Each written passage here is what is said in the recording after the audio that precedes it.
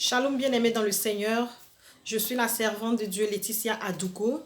Bienvenue dans notre série d'enseignements. Et ce soir, dans cette capsule, je veux partager un message de restauration avec quelqu'un qui est à la croisée des chemins, avec quelqu'un qui n'a plus d'espoir dans son couple, avec quelqu'un qui ne sait pas quoi faire. Et ce soir, le thème de mon message est s'accepter l'un à l'autre. Au début d'une relation, on a envie d'être aimé. On apprécie d'être aimé. Puis après, on a tendance à vouloir être mieux aimé. Alors cela peut entraîner des reproches ou des exigences qui détruisent le couple.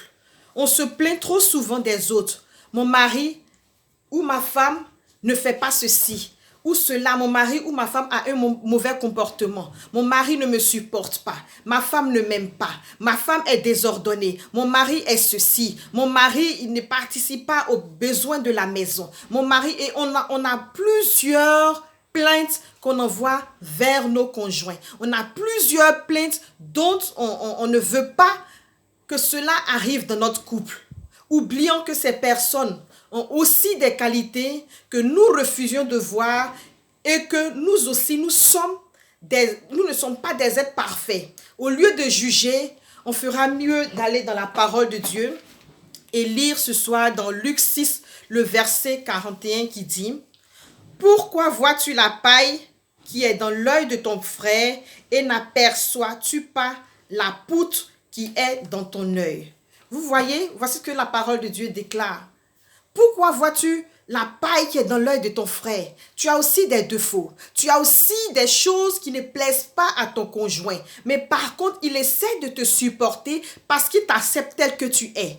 Toi aussi, il y a des choses dans la vie de ton conjoint qui ne te plaisent pas. Mais vous vous êtes juré amour et fidélité afin de vous supporter. Vous vous êtes juré de vous donner, d'aller de l'avant, quel que soit ce qui arrive. Et donc, comme l'enfant qui apprend à marcher et qui tombe à chaque fois qu'il marche et qui tombe mais qui recommence, il faut faire preuve de patience dans le couple.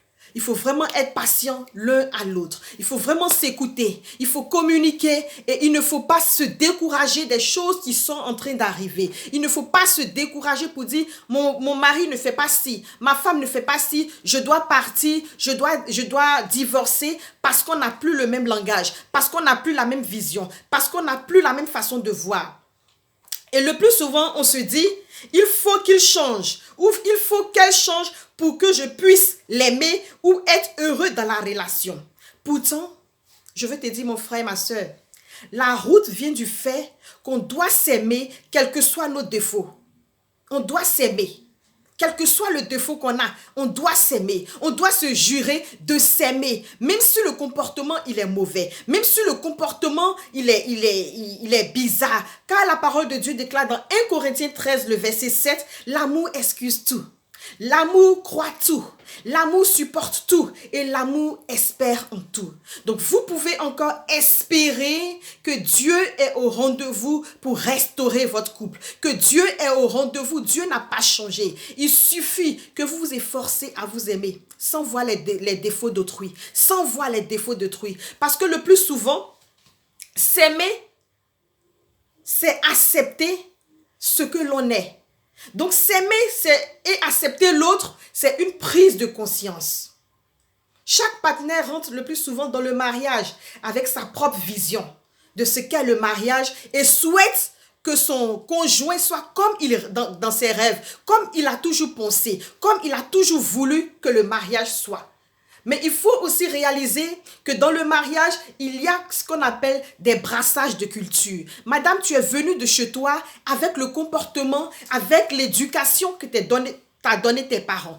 Monsieur, tu es venu avec l'éducation reçue de tes parents. Et maintenant que vous êtes ensemble, vous devez mettre cette culture-là ensemble pour donner ce que vous-même, vous avez choisi pour votre couple. Pour donner une image que l'on veut à son couple. Je donne un exemple. Par exemple, toi, dans ta famille, madame, avant de rentrer dans la maison, on dépose les chaussures devant la porte.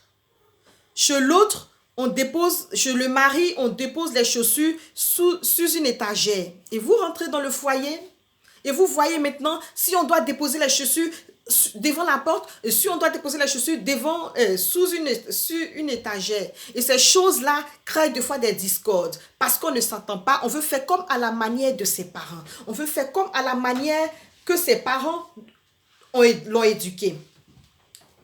Donc ce soir, vous devez comprendre que si vous n'arrivez pas à vous accepter l'un et l'autre, c'est parce que vous n'avez pas encore fait face au brassage de culture. Et ce soir, je vous amène, même si vous êtes de la même ethnie, vous n'avez pas la même éducation. Même si vous êtes de la même région, vous n'avez pas la même manière de voir les choses. Et chaque parent a une différence dans l'éducation de ses enfants. Donc c'est pourquoi vous êtes différents. Et il faille que vous vous acceptiez du fait que vous êtes différents et que vous avez besoin de Jésus. Vous avez besoin de l'Éternel comme appui afin de choisir votre style de foyer. Avec une image où l'un ou l'autre souhaite retrouver en son conjoint, montrer à son conjoint qu'on l'aime tel qu'il est, avec ses défauts. Donner à l'autre de faire plus d'efforts pour changer afin de faire plaisir. Nous devons s'encourager l'un et l'autre malgré tout, malgré les tentations, malgré ce qui est dehors, malgré tout ce qui arrive dans le couple et que nous ne voulons pas nous supporter, nous devons nous souvenir des beaux jours. Nous devons nous souvenir des beaux jours, nous devons nous souvenir de nos débuts, comment on s'aimait, comment on communiquait, comment on était fait l'un pour l'autre, comment on était une paire. Nous devons nous souvenir de ces vieux jours-là et dire vraiment si ça ne va pas aujourd'hui, je dois l'accepter et l'aider à être à mon niveau et discuter ensemble pour choisir le style que vous voulez dans votre foyer. Trouver des solutions pour le bénéfice du couple. Qu'il n'y ait pas de l'égoïsme, qu'il n'y ait pas de la manipulation, mais que chacun des conjoints doit se dire « j'apporte mon tout ». Chacun des conjoints doit se dire « j'apporte vraiment ma vie dans ce foyer pour qu'on puisse vieillir ensemble, pour qu'on puisse aller de l'avant ensemble. » Parce que c'est à cela que Dieu nous a appelés. C'est à cela que Dieu veut que nous arrivions. Et donc, mon frère, ma soeur, si tu t'es découragé dans ton foyer, si tu t'es découragé parce que tu parles plus le même langage avec ton époux ou ton épouse, si tu t'es découragé parce que tu avais envie de divorcer, mais à cause de certaines choses qui vous relient, tu te dis, je n'ai pas le choix. Et dans ta tête, tu as abandonné le foyer. Et dans ta tête, malgré que tu es là physiquement, mais tu n'es plus là émotionnellement. Tu n'es plus là spirituellement. Et ce soir, vraiment, je t'encourage à revenir corps, âme et esprit dans le foyer. En te disant, si Jésus s'est donné pour ma vie, moi aussi, je peux me donner pour mon foyer. Je peux me donner pour ma maison. Ne cherche pas à ce que l'autre t'aime d'abord avant de faire ta part. Toi, commence à l'aimer, commence à l'apprécier, commence à soigner ses défauts dans l'amour, de sorte que vous puissiez aller ensemble de l'avant.